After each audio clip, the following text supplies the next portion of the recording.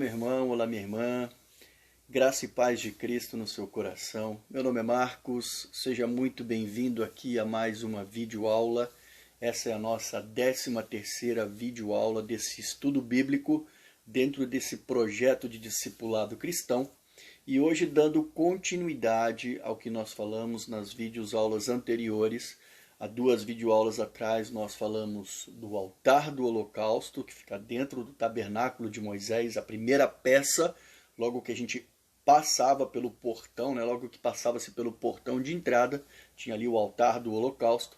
Então nós falamos sobre ele, o seu significado, como que ele era feito. Na aula anterior eu comentei sobre o conceito das palavras expiação e propiciação. E hoje então nós vamos avançar falando do que acontecia naquele altar, que eram as ofertas e os sacrifícios. Mas antes de começar, eu quero convidar você a fazer comigo uma oração. Feche os seus olhos e me acompanhe. Querido Deus, mais uma vez estamos aqui diante da Tua presença, ó Pai, para mais uma vez, Senhor, dar continuidade nesse projeto de estudo. Queira abrir, Senhor, por favor, a nossa mente, o nosso coração, o nosso entendimento, para que nós possamos compreender e entender e aprender um pouco mais da Tua Sagrada Escritura. Em nome de Jesus eu oro e agradeço. Amém. Querido, então assim, antes de começar, eu quero então dizer para você o seguinte: esse tema, ele é um tema do ponto de vista da quantidade de informação disponível, ele é um tema até que relativamente complexo, até porque não envolve só a questão do que está escrito na Bíblia, mas também existe uma questão histórica da tradição judaica que a gente vai precisar buscar, eu precisei buscar um pouco de informações em outras fontes e que aí eu vou estar comentando com vocês a respeito disso durante a nossa apresentação, tá?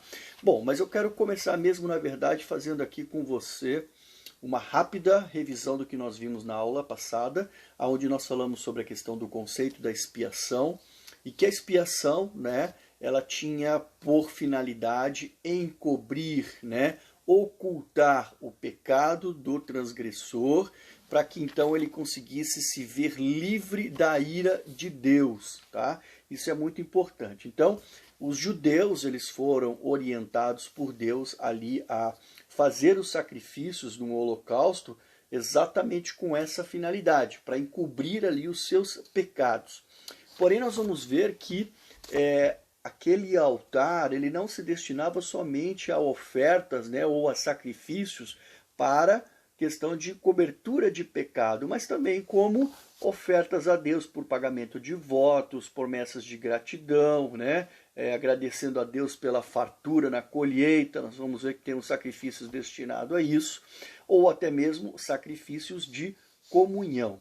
E esses sacrifícios, eles poderiam ser individuais ou coletivos, em nome da comunidade, da congregação, tá certo?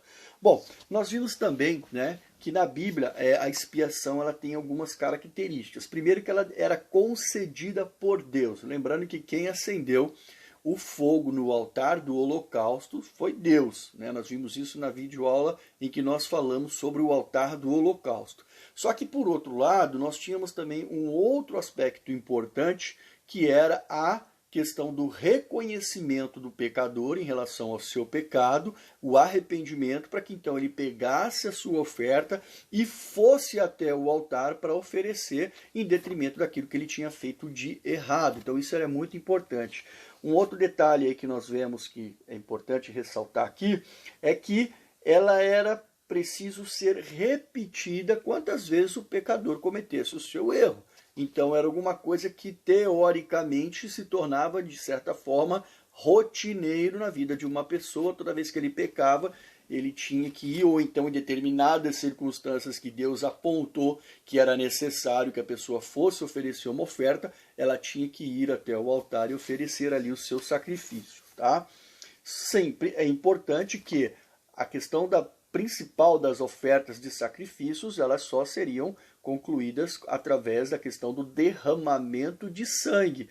E que para que não fosse necessário a morte do pecador, então Deus determinou ali que houvesse um animal substituto, substituindo o pecador. Acontece que a gente já viu isso daí, que esse animal não poderia ser qualquer animal, ele teria que ser um animal sem defeito, sem mancha. E isso, sem sombra de dúvida, já é uma pré-figuração apontando isso para o Cordeiro de Deus, que nós acreditamos como cristão, que foi aquele que veio e que foi morto sem mancha, sem pecado, para que pudesse redimir e nos justificar dos nossos pecados. Bom, muito interessante também que eu quero comentar é que o significado da expiação, como eu já disse no começo, ela não era de retirar o pecado do transgressor, mas de encobrir. Na verdade, nós vamos ver que, como disse João Batista, lá em 1 João 29, quem retirou o pecado da humanidade, tanto daqueles que viveram no Antigo Testamento como nós, é Jesus Cristo. Foi Jesus Cristo, através somente dele, que foi o Cordeiro de Deus que veio para tirar o pecado do mundo. Então, naquela época, todos aqueles sacrifícios realizados no Antigo Testamento, eles tinham apenas a finalidade de expiação, de cobrir o pecado do transgressor. Mas a pergunta às vezes é: por que animais? É muito interessante isso. A gente, antes de entrar na questão dos sacrifícios, vamos responder essa pergunta. Por que animais? Bom, é interessante porque assim, a questão dos animais, ela já é uma tradição, já era uma tradição do povo judeu, isso desde a época de Abel. Deus já apontava isso para o povo: olha, Abel já oferecia sacrifício de animais, temos essa situação acontecendo com Abraão, com Jacó, enfim, é uma coisa que já acontecia como tradição, tá? Acontece que Deus, ele é um professor, digamos assim, por natureza, E a gente entende também que, uma vez que ele determinou, através das leis mosaicas, a questão do animal, era uma forma que Deus estava ensinando ao povo de Israel, um povo que estava saindo da terra do Egito, totalmente contaminado por idolatria, cheio de coisas que aprenderam de divindades pagãs, mostrando para o povo de Israel que algumas divindades pagãs, por exemplo, elas ofereciam sacrifícios humanos às suas divindades. Deus então estava dizendo para o povo: olha, eu reprovo praticamente isso, Por isso que a gente tem a questão dos animais aí como sacrifício e não a questão de pessoas, Acontece que, como nós vimos, isso não poderia ser qualquer animal, Ele tinha que ser um animal aí com alguns critérios. E a gente observa que esses critérios, eles também nos trazem ensinamentos didáticos, Então nós vamos ver lá que os sacrifícios, por exemplo, alguns deles poderiam ser exclusivamente de machos e outros, Deus permitia que pudessem ser machos ou fêmeas. Exemplo, o holocausto, a queimada, a oferta totalmente queimada deveria ser de machos. Já aquela oferta que a gente vai ver lá na frente que chama de sacrifícios pacíficos, poderiam ser machos ou fêmeas. Um outro detalhe: esse animal ele não poderia ter defeito, como eu já falei para vocês. Isso já o quê? Fazendo a pré-figuração então de Cristo, o Cordeiro de Deus. Não poderia ser um animal selvagem. Isso é muito interessante, tá? Ele deveria ser um animal doméstico. Olha que coisa didática que Deus estava dizendo aí. Primeiro, que se fosse um animal selvagem, o pecador ele não teria um vínculo nenhum com aquele animal. Ele poderia ir lá, pegar aquele animal, capturar e oferecer ele em sacrifício. Mas ele, sendo doméstico, era primeiro um animal que fazia parte do convívio daquela família. Então ali poderia até ser que houvesse ali alguma afinidade afetiva, Eu, por exemplo, tenho um animal, um pet em casa, e a pessoa, quando tem um animalzinho, ela acaba criando um certo vínculo, Quem tem criação sabe o que eu estou dizendo. Então teria que ser um animal doméstico. Um outro detalhe importante é que tinha algumas características, não poderia ter problema, esse animal teria que ser perfeito. E outro detalhe, isso também servia para mostrar, porque muitas das vezes naquela época, os animais que as pessoas tinham como cultura de criação era o sustento da família, não existia tanta moeda de circulação, Então assim, as pessoas tinham aquilo ali para subsistência. Então o fato muitas das vezes de você ter que tirar um animal desse e fazer ele, ofertar ele em sacrifício, primeiro já se criava ali: puxa vida, está me pesando, está me custando isso. Exatamente com essa finalidade, de que isso pudesse ter uma conotação de uma multa. Você está sendo penalizado porque você cometeu uma transgressão. Fazia a pessoa pensar. Uma vez que, se ela pudesse pegar um animal selvagem na natureza, ela não teria esse vínculo de tentar associar aquela situação. Isso é muito interessante de pensar também. Um outro detalhe é que esse animal, principalmente na oferta de holocausto, ele era queimado por inteiro. Então isso também representava didaticamente a questão do que Deus pensa em relação ao pecado, de exterminar 100% o pecado, de não deixar que realmente nada ali ficasse para poder associar, né? Olha, ficou um cantinho, não. Deus queria 100% de integridade. Isso nos leva muito a pensar em relação à questão da santidade, que Deus nos quer uma pessoa pura, livre totalmente de pecados. Bom, detalhe, né? Em geral a gente sabe que quem oferecia, né, os sacrifícios, né, principalmente a parte ali de trabalhar na questão do altar, né, do holocausto, eram os sacerdotes, tá? Mas a gente já comentou na videoaula anterior que o ofertante ele tinha uma participação importante nesse processo. Então ele tinha que levar o animal até, começava pelo seu arrependimento, né, pela situação que ele se enquadrava como um pecador, depois ele reconhecendo isso, pegava o seu animal, então ele ia oferecer isso em sacrifício, ele tinha que levar esse animal até o altar, e lá então ele tinha que fazer todo aquele cerimonial de transferência da culpa, e imolar o animal e preparar o animal para que então o sacerdote fizesse o sacrifício. Então assim, isso também nos traz didaticamente uma outra mensagem. Nós não podemos sermos simplesmente espectadores da adoração.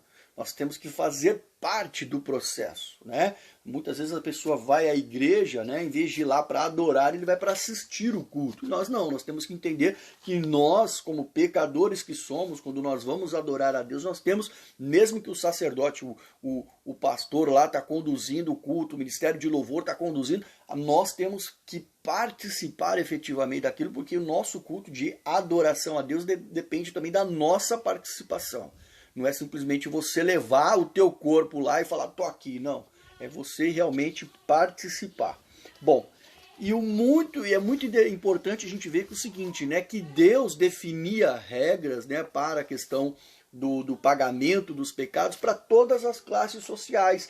A grande maioria dos sacrifícios, eles tinham opções de serem animais de grande porte, geralmente para quem tinha mais posse, animais de médio porte e aí até os animais menores, como aves, né? E nós vamos ver que inclusive alguns sacrifícios, né, quando a pessoa não tinha nem condições de ter 2 rolinhas ou 2 pombinhos, ela poderia oferecer ali uma rolinha e um pouco lá, uma porção de farinha, tá certo? Então assim, tinha sim as possibilidades, o negócio era mais democrático do ponto de vista até social, para que as pessoas não tivessem desculpas de que não fossem até o altar ali oferecer os seus sacrifícios.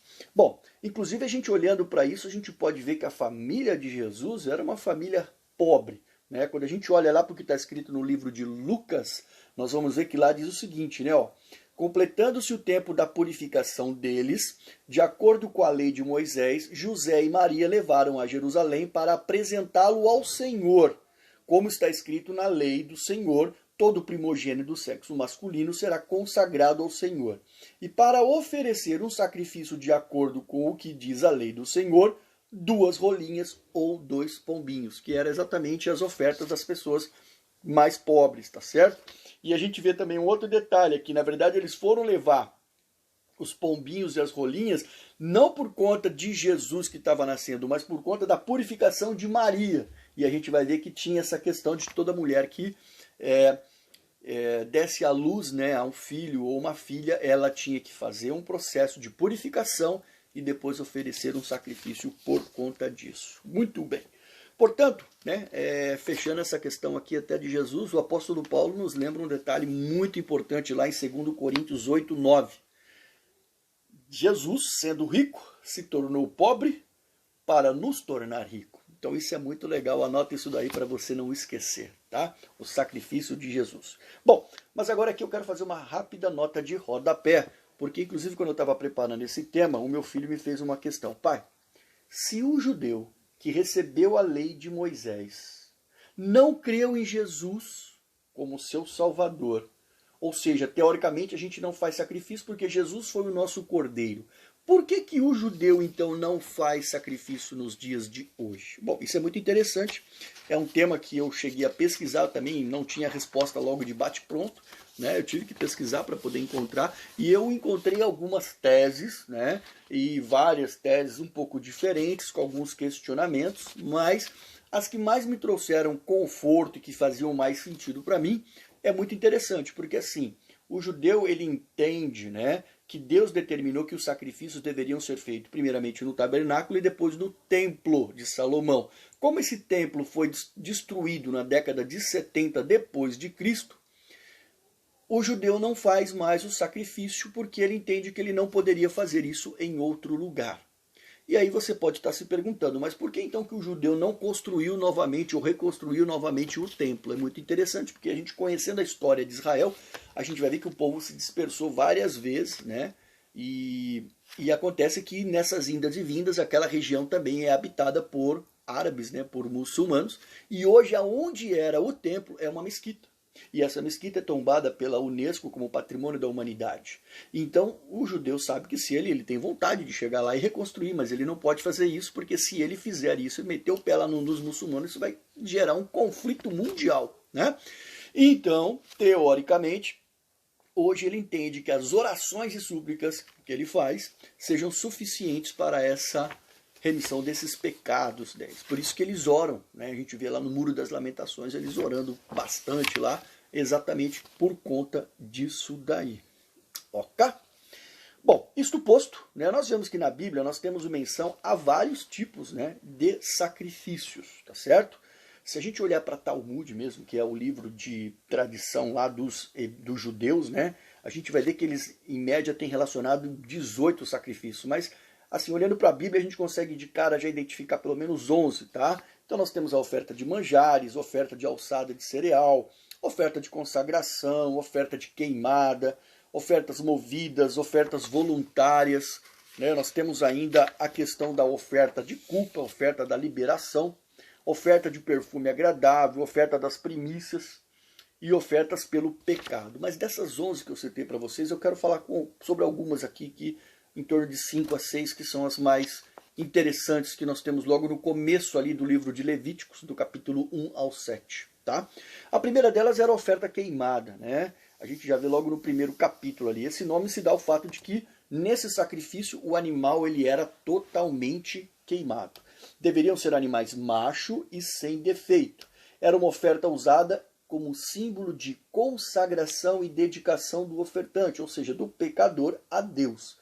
Uma total entrega da vida, uma vez que a oferta era totalmente queimada. É necessário que, para haver a consagração, o adorador então reconhecesse a sua condição de homem imperfeito, demonstrando dessa forma então também humildade diante de Deus.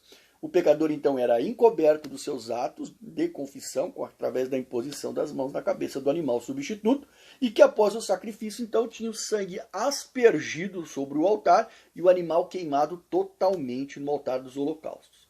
Nesse caso, a oferta poderia ser um boi, uma ovelha, um cabrito ou as aves, né?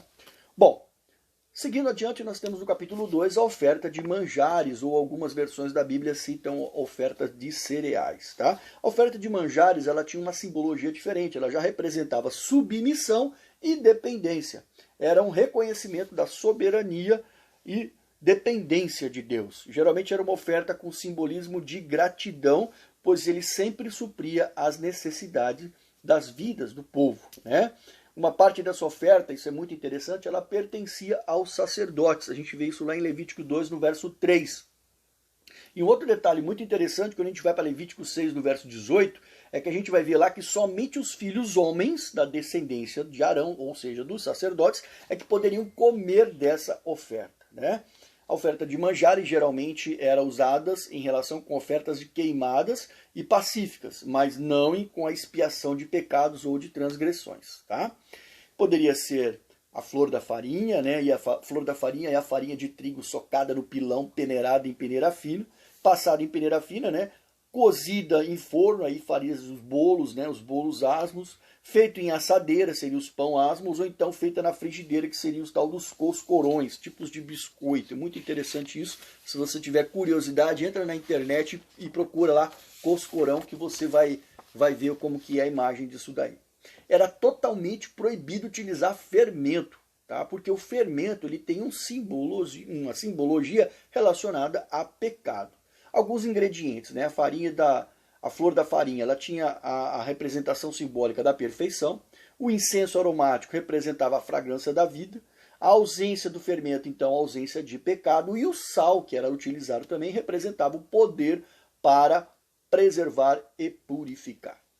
Nós temos ainda no capítulo 3, o que eram os sacrifícios pacíficos ou ofertas de paz. Nesse caso, a oferta pacífica era uma oferta de comunhão, muito interessante. Era uma oferta de um animal, lembrando que tinha que ser voluntário, no caso da oferta de comunhão. E uma das coisas importantes dessa oferta era a questão do sangue. O animal sacrificado em geral, bode ou carneiro, poderia ser macho ou fêmea, e nesse caso se aceitava uma fêmea. Tá? Essa era a única oferta em que o ofertante também poderia comer. Ele comia, ele compartilhava, porque era uma oferta de comunhão, né? E as refeições, né? Ele compartilhava as refeições não só com os sacerdotes, mas também com outras pessoas que poderiam estar ali fazendo ofertas também de comunhão. Agora, interessante, nessa oferta não se poderia fazer nenhum tipo de pedido, era proibido pedir.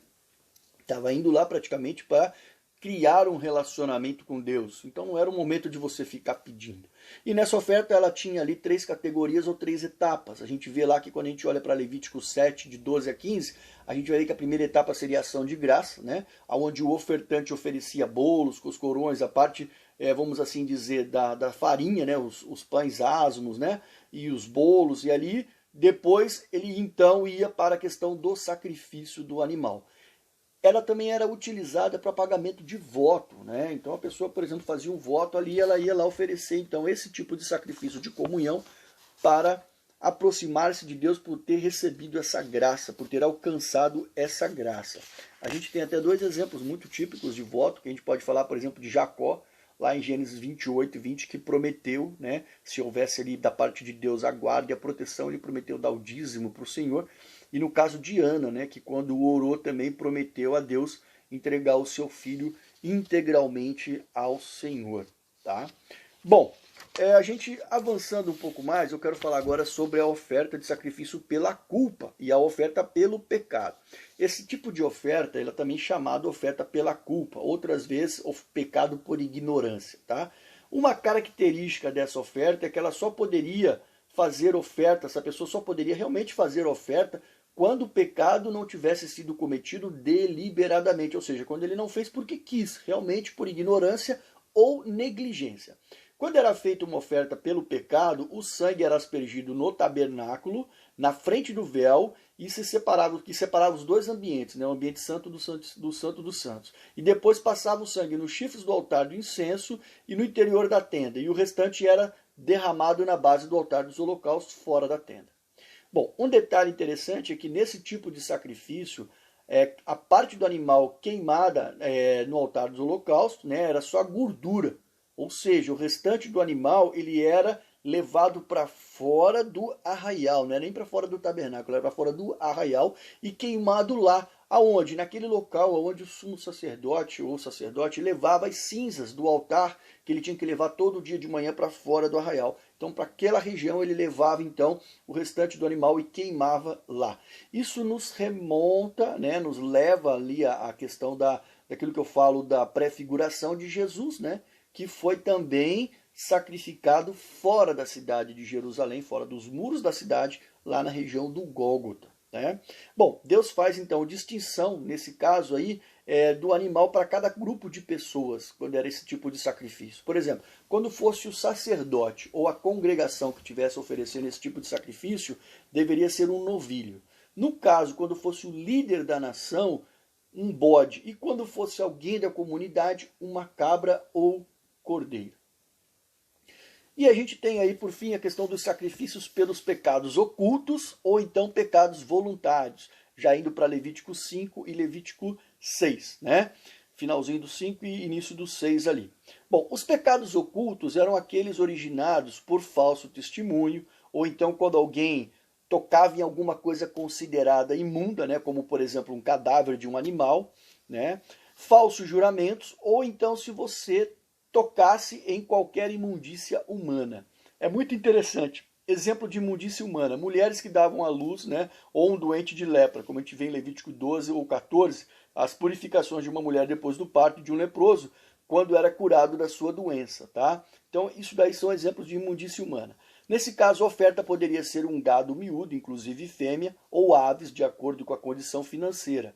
Tá? No caso de aves, deveriam ser duas, uma pelo pecado e uma para o holocausto. E aí entra aquilo que eu falei, se de repente a pessoa não tivesse condição financeira, nem sequer de ter duas aves, ela poderia então levar uma e um pouco de farinha, e a farinha, inclusive, ela seria utilizada como se fosse na oferta de cereais, que parte da farinha ficava para os sacerdotes. E quando se tratava então dos pecados voluntários, o pecador então, ele deveria, no caso do voluntário, ele deveria fazer a restituição do que ele causou de prejuízo em prata e também oferecer um sacrifício de carneiro. Lembrando que os pecados aqui voluntários, eles estão relacionados a pecados cometidos contra o meu próximo. Tá? Então, por isso que ele deveria fazer a restituição em prata, pagando 1/5 a mais daquilo que ele tinha dado de prejuízo, e depois ainda ele ofereceria o animal em sacrifício. Tá certo?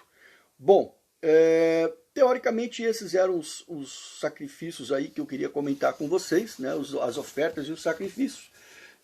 Bom, e aí a gente tem que entender o seguinte, né? Que para concluir, por que é interessante conhecer isso? Apenas para a gente poder entender e ver que a prefiguração disso tudo aponta realmente para a cruz de Cristo, né? Como a gente já viu, né? Que o pecado, né?